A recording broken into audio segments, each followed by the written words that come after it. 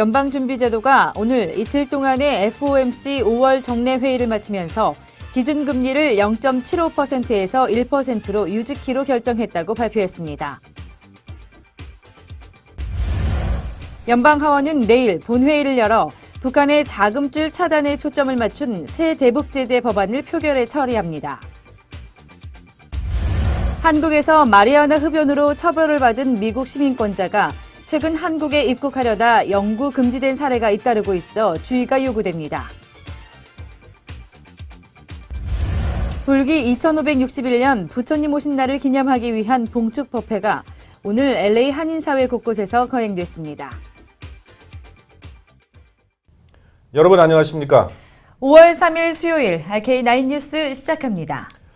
미국이 5월에는 기준금리를 동결하고 올해 안에 2번 더 인상할 것이라는 전망도 그대로 유지했습니다.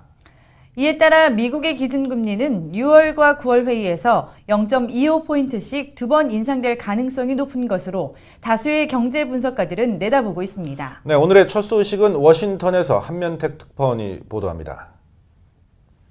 3월에 인상됐던 미국의 기준금리는 5월에는 예상대로 제자리 걸음했습니다. 미국 중앙은행인 연방준비제도 연준은 이틀 동안의 FOMC 공개시장위원회 5월 정례 회의를 마치면서 기준금리를 0.75 내지 1%에서 유지키로 결정했다고 발표했습니다. 연준은 만장일치로 금리 동결을 결정하고 금리 정책 표현에서도 아무런 변화를 주지 않았습니다.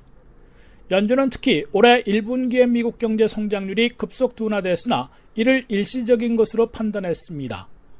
연준은 성명을 통해 미국 경제가 최근 성장률이 다소 둔화됐으나 고용시장과 기업 투자가 강세를 이어가고 있다면서 성장 둔화도 일시적인 것으로 보인다고 진단했습니다. 연준은 또 소비 지출도 크게 둔화됐지만 근본적으로는 성장을 이어갈 정도로 강하다고 평가했습니다. 실제로 미국의 경제 지표는 최근 혼조세를 보였습니다. 트럼프 행정부의 첫 성적표였던 올 1분기 1월부터 3월까지의 GDP, 국내 총생산 성장률은 0.7%에 그쳐 지난해 4분기 2.1%에서 급속 둔화됐습니다. 특히 1분기의 소비지출은 0.3% 증가에 머물러 전분기 3.5%에서 급락하며 사실상 제자리 걸음했습니다. 반면 4월의 일자리 증가는 9만 8천 명으로 저조했으나 실업률은 4.5%로 더 떨어져 10년 만에 최저치를 기록했습니다. 연준이 1분기 성장률의 급속 둔화가 일시적인 것으로 판단했다는 것은 현재 2분기에 다시 반등할 것으로 보고 앞으로의 기준금리 인상 목표도 바꾸지 않을 것임을 분명히 한 것으로 해석되고 있습니다. 연준은 앞으로 6월 회의와 9월 회의에서 한 번에 0.25포인트씩 2번 모두 0.5포인트 금리를 인상할 가능성이 가장 높은 것으로 경제 분석가들은 내다보고 있다고 월스트리트저널이 보도했습니다. 연준이 다음 정례 회의인 6월 13일과 14일 회의에서 기준금리를 올릴 가능성은 70%에 달한다고 이 신문은 전했습니다. 워싱턴에서 RKTV 뉴스 한면택입니다.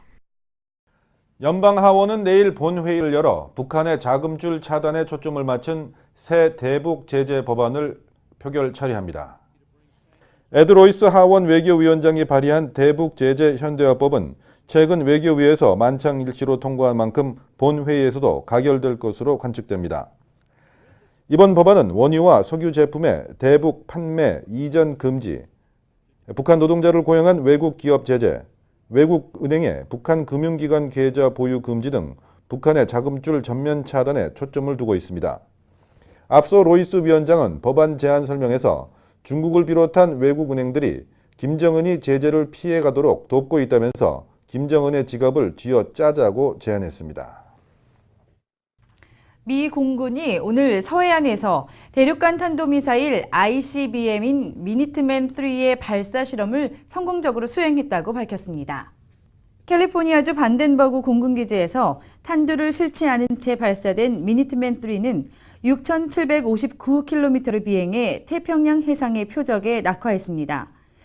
이는 지난 26일 미니트맨3 발사 실험을 성공적으로 마친 지 꼭 일주일 만입니다. 미 공군이 ICBM 개발에 박차를 가하고 있는 것에 대해 북한에 대한 위협 차원일 것이라는 분석이 나오고 있지만 미 공군은 이번 ICBM의 발사 시험이 정례적인 것으로 북한에 대한 메시지가 아니라고 밝혔습니다. 미 해군이 오늘 태평양에서 실시되고 있는 한미 합동 해상훈련의 영상을 공개했습니다. USS 칼 빈슨 항공모함이 함대 중앙에서 항해를 하고 있고 주변에 호위 함대가 대열을 이루며 항공모함을 호위합니다. 칼 빈슨호는 북한이 핵실험을 준비 중이라는 인공위성 이미지가 나타난 이후 이를 견제하기 위해 한반도로 이동 중입니다. 한국에서 마리아나 흡연으로 처벌을 받은 미국 시민권자가 최근에 한국에 입국하려다가 영구 금지된 사례가 잇따르고 있어 주의가 요구됩니다. 자세한 내용을 김혜정 기자가 보도합니다.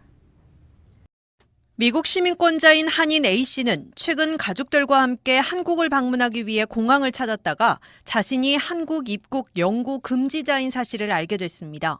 10대 시절 한국에서 호기심에 마리화나에 손을 댔던 것이 화근이었습니다. 결국 A씨를 제외한 한국 국적자인 부인과 이중 국적자인 자녀들만 한국에 들어갈 수밖에 없었습니다. 또 다른 한인 B씨의 경우 한국 국적자와의 결혼식을 위해 한국을 방문해야 했지만 마리화나 흡연 기록 때문에 입국이 거부됐습니다. 이처럼 과거 한국에서 마리화나를 흡연해 처벌을 받은 후 한국 입국이 금지된 미국 시민권자들이 뒤늦게서야 이를 해제하기 위해 LA 총영사관으로 상담을 요청한 사례가 잇따르고 있습니다. 입국이 금지된 경우 한국 내 직계가족 사망 등 인도적 사유가 있는 특별한 경우에만 입국 규제 해제가 가능합니다. 박상우 경사는 최근 캘리포니아주를 비롯해 미국 내 상당수주가 마리화나 흡연을 합법화하고 있지만 한국은 마리화나를 마약으로 분류해 관리하고 있는 만큼 마리화나를 운반하거나 흡연할 경우 형사처벌을 받을 수 있다고 경고했습니다. 뿐만 아니라 마리화나 흡연으로 형사처벌을 받은 미국 시민권자는 강제 추방되며 영구적으로 입국이 금지됩니다. 시민권자 한인을 포함해 외국 국적자는 한국 내에서 마리화나를 피우거나 소지, 유통시켰을 때만 처벌이 되지만 한국인 방문자의 경우는 미국에서 마리화나에 손을 댔다간 엄청난 대가를 치를 수 있습니다. 영주권자도 한국법 적용에서 제외되지 않기 때문에 주의해야 합니다. 제보 등을 통해 일단 혐의가 적발되면 소변 검사나 모발 검사, 혈액 검사 등을 통해 짧게는 1, 2주, 길게는 6개월 이상까지도 마리화나 흡연 사실이 드러날 수 있습니다. RKTV 뉴스 김혜정입니다. 불기 2561년 부처님 오신 날을 기념하기 위한 봉축 법회가 오늘 LA 한인사회 곳곳에서 거행됐습니다. 봉축 행사에 참석한 한인들은 부처님 오신 날을 맞아 각 가정과 LA 한인사회, 나아가 미국과 세계에 부처님의 자비가 임하기를 기원했습니다. 조한규 기자가 취재했습니다.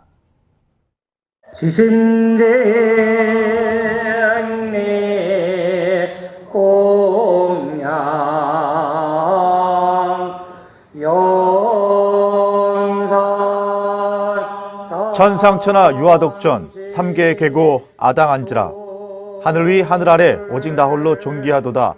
삼계가 괴로움에 빠져 있으니 내 마땅히 이를 편안케 하리라. 불기 2561년 부처님 오신 날 LA 한인타운 사찰 곳곳에서는 이를 기념하기 위한 다양한 행사들이 거행됐습니다. LA 한인타운 내 위치한 대한불교 조계종 LA 달마사에서도 오늘 오전 11시부터 부처님 오신 날 공식 봉축 법회가 열렸습니다. 오늘 봉축 법회는 예참과 헌공 등 일부 순서와 명종, 육법 공양, 그리고 헌화와 감불 등의 순서로 1시간 30분 동안 진행됐습니다. 국난국복의 지혜를 우리 부처님의 가르침으로 얻었던 한국의 역사가 저희들에게도 시사하는 부분이 많다고 보겠습니다. 부처님 오신 날을 맞이해서 이 어려운 고난을 모두 극복하시고 각 가정에 부처님의 가피가 함께 하시기를 기원하겠습니다. 또한 미국 이민자로서 한국인의 경제 성장과 커뮤니티 발전 못지않게 문화적인 부분에서 불교계가 할 수 있는 것이 있으면 다양한 부분에서 함께하고 싶다고 밝혔습니다. 종교를 가지고 계신 분이나 또 갖고 있지 않은 분들하고도 저희들이 함께 교류해서 사찰 템플스테이라든지 아니면 기타 사찰 음식을 통한 여기 한국민의 정체성 이런 것들을 통해서 문화적으로다가 좀 더 성숙한 그런 교포사회가 될 수 있도록 저희들이 적극 노력하겠습니다. 오늘 봉축 법회에 참석한 한인들은 부처님 오신 날을 맞아 가정과 커뮤니티는 물론 미국과 세계가 하나가 될 수 있기를 희망했습니다. 모든 분들이 다 편안하시고 행복하시고 건강하시길 바랍니다. 나 자신의 한 사람의 기도보다는 모든 이 사람들에게 이 부처님의 은혜가 가까이 하길 바라고 부처님의 빛을 받고 살았으면 하는 마음입니다. 그리고 제일 먼저 중요한 거는 우리 근처에 이웃에 서로 불화하고 있는 사람들 서로 마음을 터놓고 부처님 오신 날을 기해서 모두가 다 같은 마음으로 편안한 마음으로 하루라도 보냈으면 좋겠습니다. RKTV 뉴스 조한규입니다. RK9 뉴스 잠시 후에 계속됩니다. 지난달 30일 마감된 재외국민투표와 관련해 가짜뉴스가 최근 인터넷상에 돌고 있어서 주의가 요구됐습니다. 재외국민 출구조사 결과 국민의당 안철수 후보가 미국에서는 43%로 중국에서는 50%로 1위를 했다는 내용입니다. 관련 내용이 SNS 등을 통해 퍼지자 한국중앙선거관리위원회는 사실이 아닌 가짜뉴스라며 삭제 조치하고 있습니다. 선관위는 재외국민 투표는 출구 조사가 없었다고 밝혔습니다. 한편 자유한국당은 국민의당 소속 전남도 의원이 SNS에 재외국민 투표 출구 조사라는 허위 글을 유포했다면서 중앙선거관리위원회에 즉각 고발 조치하겠다고 밝혔습니다. 뱅크 오브 호프 케빈 킴 행장 임기가 오는 2022년 3월 31일까지로 연장됐습니다. 뱅크 오브 호프의 지주사인 호프 뱅크업은 오늘 오전 공시를 통해 케빈 킴 행장의 임기 연장이 결정됐다고 밝혔습니다.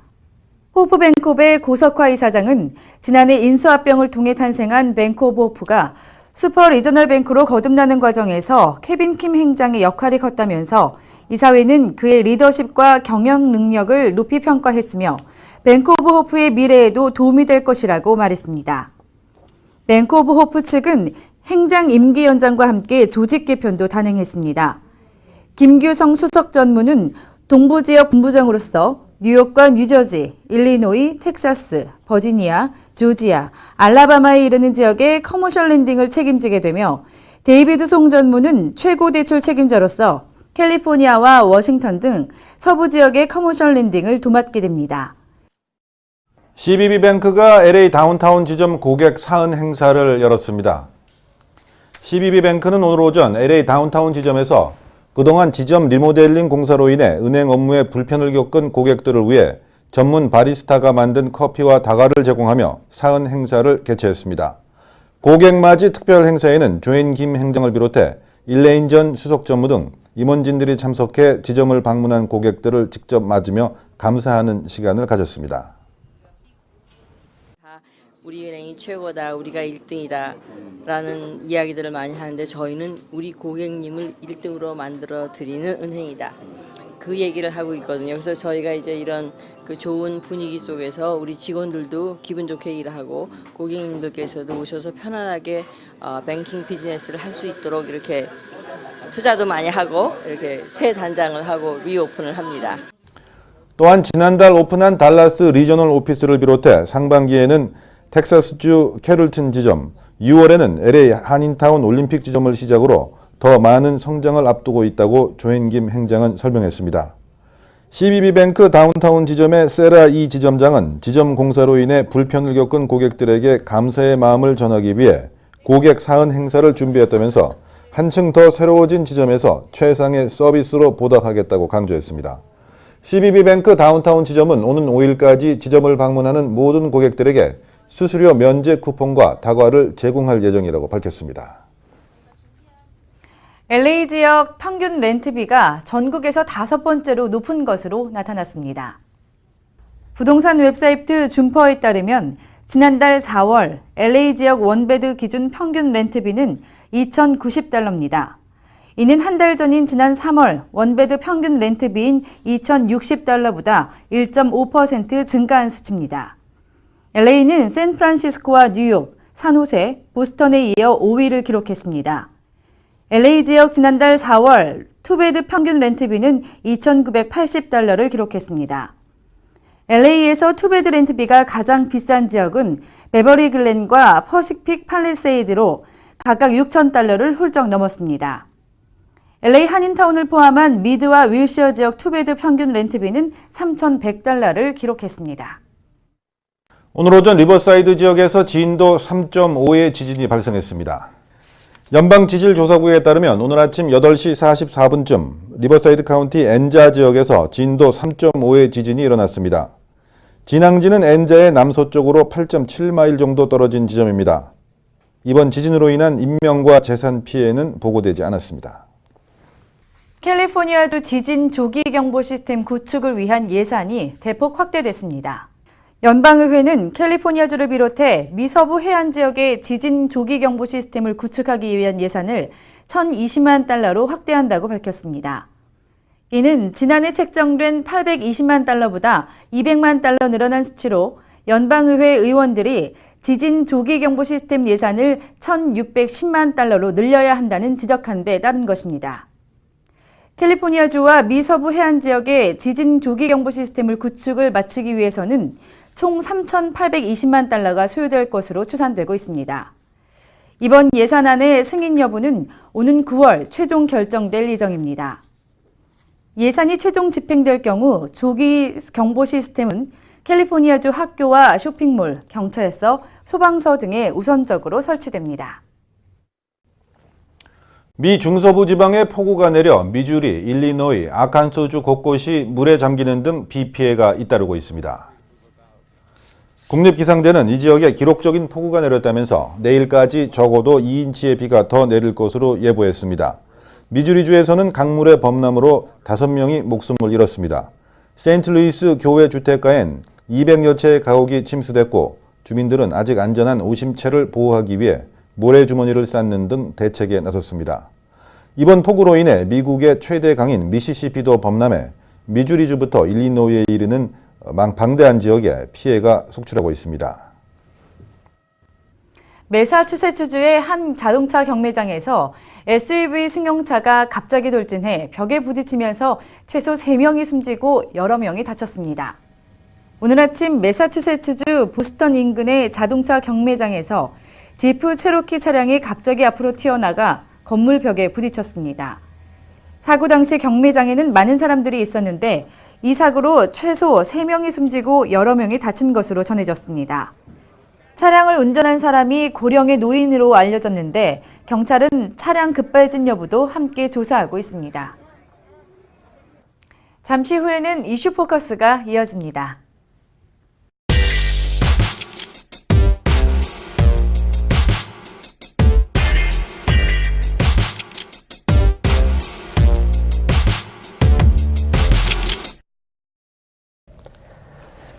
여러분 안녕하십니까?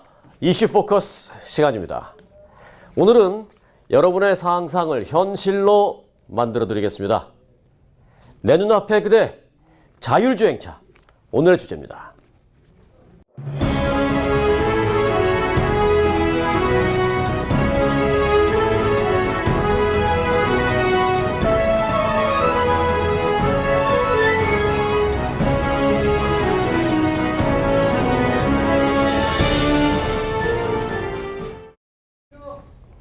네, 오늘 박현경 기자와 함께했습니다. 안녕하세요. 네, 안녕하십니까. 네, 자동차 기술 중에서 가장 발전된 기술이라고 한다면 이제는 하늘을 나는 자동차 뭐 이런 얘기가 나오는데 이게 정말 현실화되는 겁니까?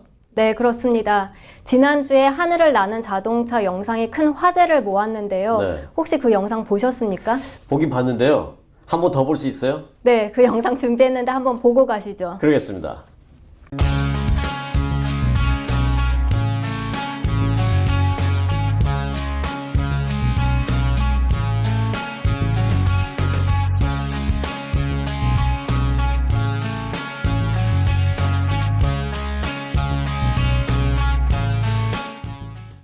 네, 그게 구글이 투자한 스타트업 회사, 이 키티훅이라는 회사가 함께 구상한 이 하늘을 나는 자동차 프로젝트가 처음으로 베일을 벗은 것이었습니다.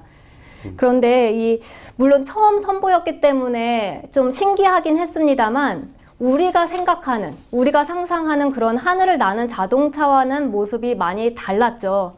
사실 우리는 SF 영화나 만화 같은 데서 이 하늘을 나는 자동차 하면 그냥 평상시처럼 도로를 달리다가 앞에 차가 막혀 있으면 이렇게 하늘로 치솟아서 상공을 마음대로 휘젓고 다니는 그런 자동차를 좀 상상하는 편인데요. 그런데 이거는 그냥 물을 이렇게 다니다가 물 위로 떠서 다니는, 그래서 CNN도 공중 부양하는 제트스키와 더 흡사하다 이렇게 표현을 했습니다. 네, 그냥 일반적으로 우리가 시내에서 탈 수 있는 것과는 좀 거리가 있다. 약간 레저용 같다라는 그런 얘기인 것 같은데, 그것도 그거지만 우버에서도 하늘나는 자동차 뭐 이런 거 뭐 개발한다 뭐 이런 여러 가지 얘기가 있는데, 우버의 개발 프로젝트는 그럼 좀 다른 겁니까? 네, 지금 앞서 말씀드린 우리가 상상하는 그런 하늘을 나는 자동차와 모양새가 좀 더 비슷한데요. 우버 같은 경우에는 수직 이륙이 가능하고 또 수직 착륙도 가능합니다. 그리고 이에 더해서 3년 안에, 그러니까 2020년까지 텍사스주 달라스부터 두바이까지 한번 하늘을 날아보겠다 이렇게 발표를 했습니다. 이 영상도 한번 보시죠. 아, 그럴까요? 네. 네, 한번 보겠습니다.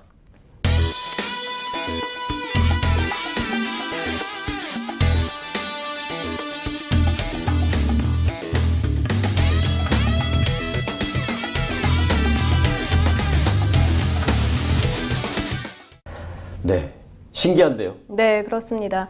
그런데 이게 막 이제 구상이 돼서 사실 구글과 비교했을 때 더 초기 단계입니다. 그래서 이게 3년 안에 정말로 완성될 수 있을지는 좀 미지수고요. 그리고 완성된다 하더라도 우리가 실제로 정말 타고 다니면서 이용하기에는 시간이 훨씬 더 걸릴 것으로 보입니다. 네, 하늘을 나는 자동차 지금 보신 거 이런 건 뭐 조금 더 시간이 걸릴 거다라고 이제 박형경 기자가 얘기를 했습니다만은, 그럼 그거보다는 조금 별개로 하늘을 나는 자동차가 아니라 일반적으로 도로를 달리는 자동차인데 우리가 직접 운전 안 해도 되는 자율주행차, 이건 그러면 조금 더 빨리 우리가 개발할 수 있는 건가요? 네, 그렇습니다. 지금 자율주행차는 완성 단계에 있고요. 실제로 올해 말쯤에 이 남가주 거리에서 볼 수 있을 것으로 보입니다. 와. 네, 그렇습니다. 근데 단 실제 사람들이 이용할 수 있는 건 아니고 이 테스트 드라이브에 한해서입니다. 그런데 주목할 만한 점은 이 자율주행차 안에 사람이 타지 않는다는 점입니다. 처음에 캘리포니아주 이 DMV는 만일의 사태에 대비해서, 비상시에 대비해서 사람이 타야 한다, 자율주행차라고 해도 사람이 안에 타고 있어야 한다라고 규정을 했는데 3월 달에 이 규정을 좀 완화해서 사람이 타지 않아도 된다. 그리고 지난주까지 공청회를 열어서 이거를 확정지었습니다. 그래서 지금 사람이 타지 않아도 되는 자율주행차가 정말 이곳 LA 거리에서 올 연말쯤에는, 빠르면 올 연말쯤에는 볼 수 있을 것 같고요. 이 차를 운전하고 가다가 옆 차를 딱 봤는데 차는 움직이는데 사람이 안 타고 있다. 이래서 너무 이렇게 놀랄 필요는 없을 것 같습니다. 박 기자 얘기를 안 들었으면 깜짝 놀랄 것 같아요. 네. 차가 움직이는데 사람이 없다. 알아두시기 바라겠습니다. 자, 그런데 그렇게 사람 없이도 자율주행하는 차량을 우리가 지나가다가 보는 것도 재미있겠습니다만은, 더 재밌는 건 그런 자율주행차 운전석 말고 뒷자리나 이런 데 앉아서 가는 거예요. 네. 언제쯤 타볼 수 있나요? 네, 2020년을 전후로 해서 이 자율주행차 시대가 개막할 것이다, 이런 얘기가 나오고 있는데요. 다시 말해서 2020년쯤에는 우리도 정말 자율주행차를 자유롭게 탈 수 있을 것으로 보입니다. 이 현재 구글을 비롯해서 포드, 토요타, 벤츠까지 20-30개 자동차 회사들이 이 자율주행차를 개발하고 테스트 중에 있고요. 그리고 만약 이게 판매가 된다면 가격이 궁금하실 것 같은데, 네, 혼다 같은 경우 이 자율주행차 가격을 $20,000 수준으로 정했습니다. 생각보다 싸네요. 네. 생각보다 싸네요. 네. 조금 기다렸다가 그런 거 사야 되겠네요. 그런데 궁금한 게, 그런 게 아무리 나와도 저처럼 이제 좀 호기심 있어서 그런 거 타보고 싶어 하는 사람도 있습니다만은, 난 그거 좀 무서워서 불안해서 싫어 하는 사람들도 있을 것 같은데요. 그렇습니다. 반반 갈리는 것 같은데요. 일단 좋다는 사람은 운전을 할 때 좀 시간을 잘 활용할 수 있는 장점을 꼽았습니다. 예를 들어서 출근할 때 잠이 부족한 사람들은 잠을 차에서 잘 수 있겠고요. 그리고 또 휴대전화도 마음대로 볼 수 있고 또 여자들 같은 경우에는 화장도 할 수 있다는 장점이 있습니다. 맞습니다. 네. 그리고 반대로 싫어하는 사람들은 본인이 운전하는 게 좋다. 그리고 안전하지 않을 것 같다라는 의견을 내놓고 있는데요. 사실 전문가들은 이 자율주행차가 사람이 운전하는 자동차보다 더 안전하다. 사고 위험이 낮다. 이렇게 설명을 하고 있는데 또 상당수 사람들이 그걸 믿지 못하고 검증되지 않았다. 위험할 수 있다. 이런 의견을 내고 있습니다. 그래서 이런 의견 같은 경우 연령대별로 좀 차이를 나타내는데요. 베이비 부머 세대들 53살 이상은 좀 더 신중하고 조심스러운 입장을 보이고 있고요. 반면에 밀레니얼 세대들 37살 이하는 신난다, 빨리 타보고 싶다 네. 이런 반응을 나타내고 있습니다. 네. 그래서 이제 요즘 어린 아이들 같은 경우에는 나중에 커서 운전면허증을 따지 않아도 된다, 딸 필요가 없고 또 운전면허증이 뭔지도 모를 거다 뭐 이런 얘기가 나오고 있는데요. 현재로서는 사실 상상하기가 어렵습니다만 정말 이런 게 코앞으로 다가왔다고 말씀드릴 수 있겠습니다. 네, 정말 세상이 빠르게 변하고 있습니다.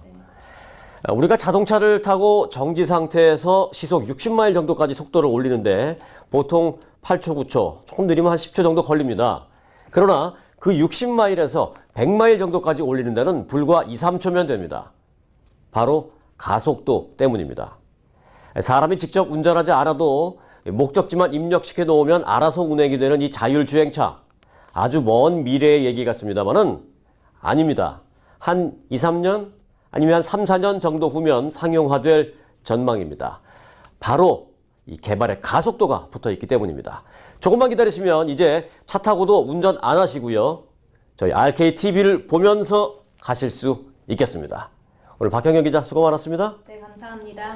여러분 고맙습니다.